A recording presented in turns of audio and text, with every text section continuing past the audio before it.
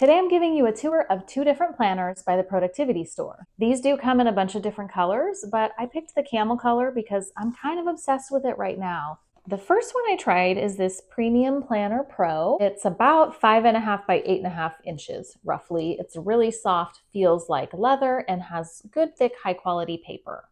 Let's take a look inside.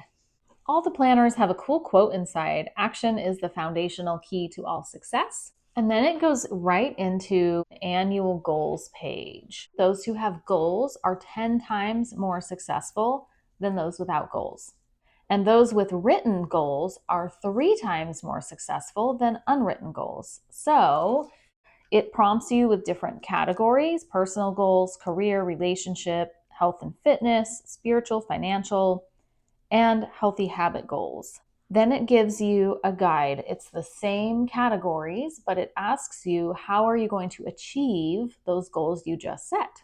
Then it goes into monthly spreads. These are undated, so regardless of the year or time of year, you can grab this planner and fill out the month, the dates. There's a space to write in goals for the month and some space to do some financial planning and budget tracking. The next section is the bulk of the planner. These are your weekly spreads. In here you have space for every day of the week. It has space to write down your top 3 tasks, then your full to-do list, and then to reflect on what you're grateful for, a greatest accomplishment of the day, how you will make tomorrow better, and a productivity score. I do bullet journaling every day, and I always write down what are my top 3 priorities of today. If I get nothing else done, what are the 3 most important things that I need to get done today? And then I separate that out from the remaining to-do list. Typically, we have more than 3 things to get done every day, but calling out those top 3 most important things and separating it from the just rest of the list is really helpful for me. Again, with the weekly spread, there is space to write in your own dates. These are undated weekly spreads, but it does give you a look at your full week. Your Saturday, Sunday is a to-do list only, and it prompts you to think about time to relax.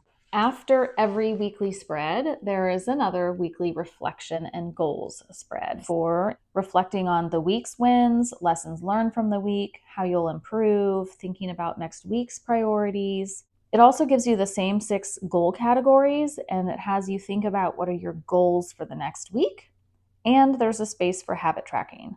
On each one of these weekly reflection and goals pages, there's also a different quote. So this one that I opened up says, "A winner is the person who gets up one more time than she is knocked down," by Mia Hamm. And on that quote page is just blank space for any other notes you want to make. So again, the bulk of the planner is that weekly planning page and then the weekly reflection page. There are 2 different ribbon bookmarks in this planner, which I love because you could use one of them to mark where you are on the monthly spread and the other one to mark where you are on the weekly spread.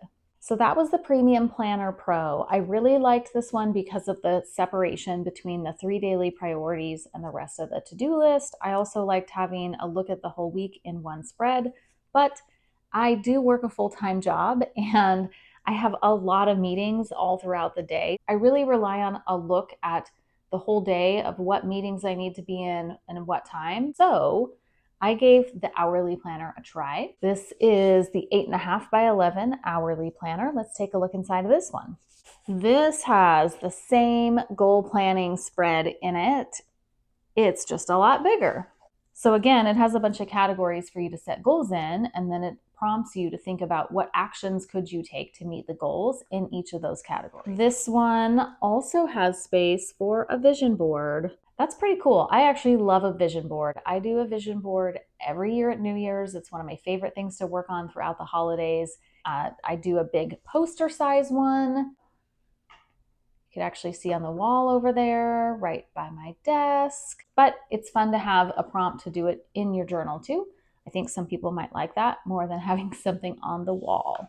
So this has the same layout as the other planner, monthly. It's not dated, so you could use it anytime, any year, any month, fill it out.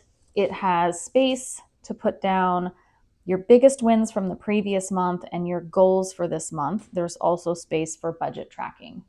several of those monthly planning spreads, and then we get into the weekly planning. So this was the part I was really interested in to meet my needs. This has a whole column to plan your priorities and goals for the week. There's also space at the bottom for daily habit tracking and to write in your daily gratitude. Monday through Sunday, each has its own column. It's the same for every day of the week. You have a top priority of the day, and then space for a to-do list, and then it lists out your hourly planner from 7 a.m. to 7 p.m. There's also space at the bottom on that right page to reflect on your week's biggest wins and how you'll improve next week. Because this is a bigger planner, you have everything built into one big view. So there's all the daily planning, and there's also space for your weekly reflection too. The whole rest of this planner is filled with that weekly spread, other than a little bit of paper at the very end just for notes. So they're both pretty similar. I actually do love them both. I think this one meets my needs a little bit better because of the current season I'm in, needing to plan out all my meetings for the week for work. Hopefully it was helpful to get a quick walkthrough of these two different planners by the Productivity Store. And if you're into journals even half as much as me, check out my other video on the reading journal by this company. I'm obsessed with their reading journal. I love to read, as you can see, and I love to take notes about what I read. So how cool to have a designated journal to take notes about all the books. Hey, if we haven't met yet, my name's Sarah and I'm the mom next door. I'm all about finding ways to live life better and sharing what I learn with all of you. I believe it really does take a village, so I invite you to hit subscribe and join the virtual village.